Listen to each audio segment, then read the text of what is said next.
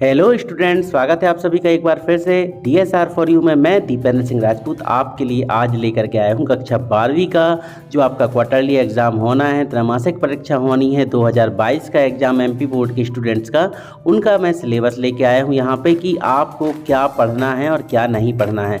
तो वीडियो को अंत तक देखिएगा, पूरा देखिएगा, क्योंकि मैंने आपको टॉपिक भी समझाए हैं बीच बीच में और बताया है कि किस टॉपिक में कैसा क्या आपको पढ़ना है। जैसा बच्चों आपको मालूम है कि कुछ दिन पहले बोर्ड ने आपका रिड्यूस सिलेबस जारी किया था और इस सिलेबस में पूरा बतलाया गया था कि किस भी चैप्टर से या कोई भी अध्याय है जो उससे कितने नंबर के क्वेश्चन पूछे जाने हैं। तो देख सकते हैं आपके सामने, सबसे पहले मैं वो आपको रिड्यूस सिलेबस दिखा रहा हूँ। देखें, इसमें आपके सामने कुछ चीज़ें निकल के आएंगी, ये थोड़ा सा धुंधला है, इसको आप एडजस्ट कीजिएगा। जैसे कि इसमें जो काव्य खंड था उसको 17 नंबर मिले थे, उसमें 6 नंबर के मतलब एक नंबर के 6 क्वेश्चन आने थे, 2 नंबर के 2 क्वेश्चन। तो बच्चों एक चीज़ बस आप लोग ध्यान रखें, सबसे पहले तो आप कक्षा 12वीं के छात्र हैं, तो ये जो सिलेबस है ये आपके फाइनल एग्ज़ाम के लिए है। अब चूँकि तिमाही परीक्षाएं और तिमाही परीक्षा में आपका सिलेबस कम होता है, कम चैप्टर होते हैं, इसलिए ये सिलेबस के अकॉर्डिंग आप पढ़ाई ना करें, क्योंकि जहाँ पे आपको यहाँ पे बोला गया 2 नंबर के प्रश्न, वहाँ से आपके कुछ बड़े क्वेश्चन भी बन सकते हैं। तो आइए देख लेते हैं हम अपना तिमाही परीक्षा का सिलेबस। देखें, जैसे हिंदी है आरोह भाग, इसमें आपके काव्य खंड से बच्चों अध्याय 1 आना है, हरिवंश राय बच्चन की जो आत्मपरिचय है, एक गीत, इसकी रचना।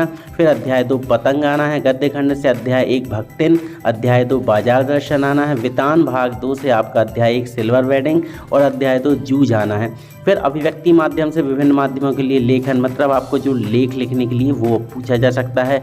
व्याकरण खंड में बच्चों रस, अलंकार, अलंकार में ये जो कुछ नए अलंकार अभी ऐड हुए हैं, मानवीकरण, पुनरुक्ति, प्रकाश, संदेह, भ्रांतिमन, विरोधाभास, इनके बारे में जरूर पढ़ लीजिएगा।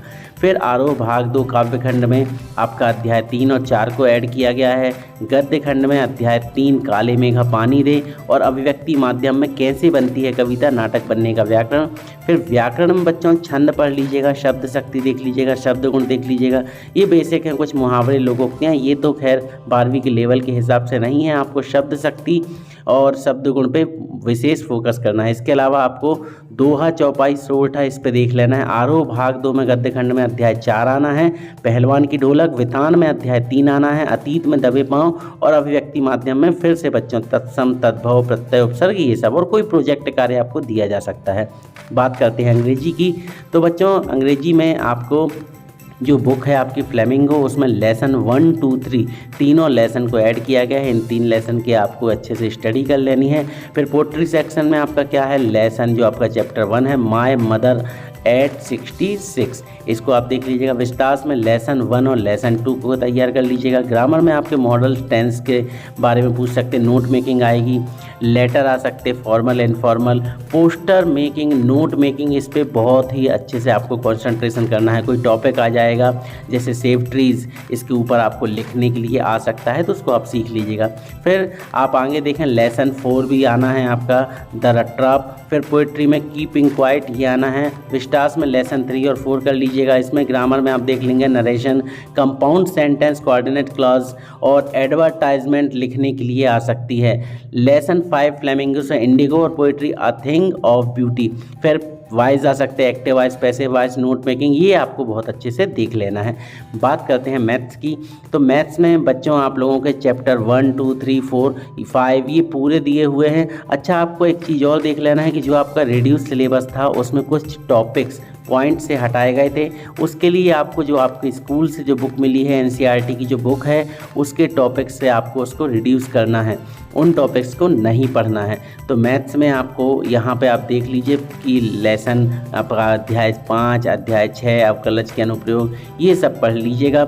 अध्याय 5, 6 में भी कुछ टॉपिक हटाए गए हैं। अच्छा बच्चों, एक चीज़ और कि सितंबर माह में एक्चुअल में क्या है, सितंबर में आपके एग्ज़ाम होने हैं और आधे सितंबर में आपके एग्ज़ाम शुरू हो जाएंगे।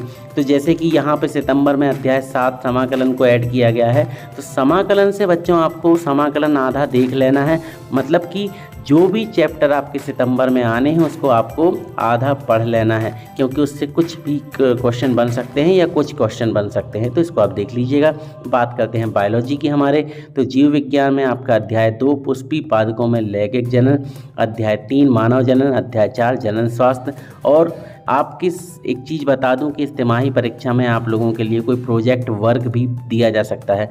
तो आपकी जो प्रैक्टिकल कॉपी है, प्रैक्टिकल होंगे, उनको आप रेडी रखें, अपनी प्रैक्टिकल कॉपी को प्रोजेक्ट वर्क बना करके रखें, क्योंकि वो भी आपके मांगे जा सकते हैं। क्योंकि आपके इस साल बोर्ड ने एक नया नियम लागू किया है। जैसा आपको मालूम होगा कि आपके जो तिमाही परीक्षाएं हैं, हाफ ईयरली हैं, अर्धवार्षिक, इनके मार्क्स भी आपके जुड़ने हैं फाइनल एग्ज़ाम में। तो इसलिए इस एग्ज़ाम को आप बिल्कुल लाइटली ना लें।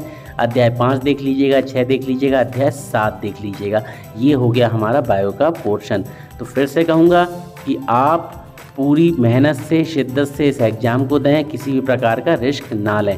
इसके बाद बारी आती है रसायन विज्ञान की। केमिस्ट्री में आप देख लें अध्याय 2 विलयन में बिल्कुल छोटे छोटे कुछ क्वेश्चन बनते हैं। संतृप्त विलयन क्या है, असंतृप्त विलयन क्या है, परासरण क्या है, वर्कले हार्टले विधि, बहुत सारे अच्छे अच्छे टॉपिक्स हैं, इनको आप बहुत अच्छे से पढ़ लीजिएगा। फिर बारी आती है अध्याय 9 उप सह संयोजन यौगिक। इसमें भी देख लें आप, नीचे लिखे हैं कुछ प्रायोगिक कार्य, ferrous ammonium sulphate, potash alum, potassium ferric oxalate, इनमें से किसी एक को आपको करना है। ये प्रोजेक्ट कार्य आपको दिया जा सकता है कोई एक करने के लिए। अलग अलग स्कूल के हिसाब से अलग अलग सेटिंग की जाएगी।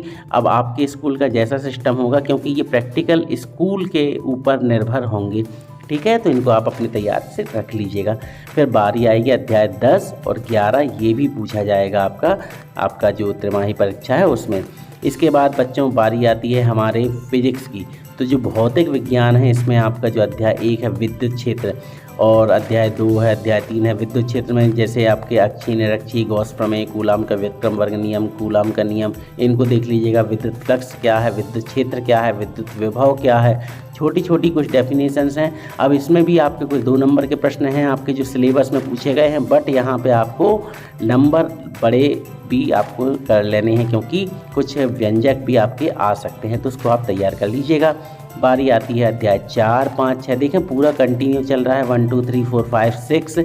तो इनको आप बहुत अच्छे से देख लीजिए, इनको आप तैयार कर लीजिएगा। और अभी कुछ दिन में मैं आप लोगों को कुछ इंपॉर्टेंट क्वेश्चन और प्रोवाइड करा दूंगा, जिसके ज़रिए आप अपनी तिमाही परीक्षा की तैयारी कर लें। किसी भी फर्जी क्वेश्चन पेपर के चक्कर में ना पड़ें। जो पहले हो गया ज़रूरी नहीं कि अब भी वैसा हो। आप अपनी तैयारी रखें। चैप्टर 7 प्रत्यावर्ती धारा, इसको तैयार कर लीजिएगा। 1D ग्राफ जनित्र तैयार कर लीजिएगा। साइक्लोट्रॉन तो हटाया गया है। आपको याद रखना है रिड्यूस सिलेबस जो आपका है वो मेरे Telegram channel DSR for you पर अवेलेबल है। वहाँ जाके आप उसको डाउनलोड कर लें और उसमें से देख लें कौन कौन से टॉपिक हटा दिए गए हैं, तो उनको आपको छोड़ देना है। बच्चों, आपको आपके आने वाले तिमाही परीक्षा के लिए मेरी तरफ से हार्दिक शुभकामनाएं। आपका पेपर बहुत अच्छा जाए। पढ़ते रहिए, बढ़ते रहिए। DSR for you आपके साथ हमेशा रहेगा। Good bye.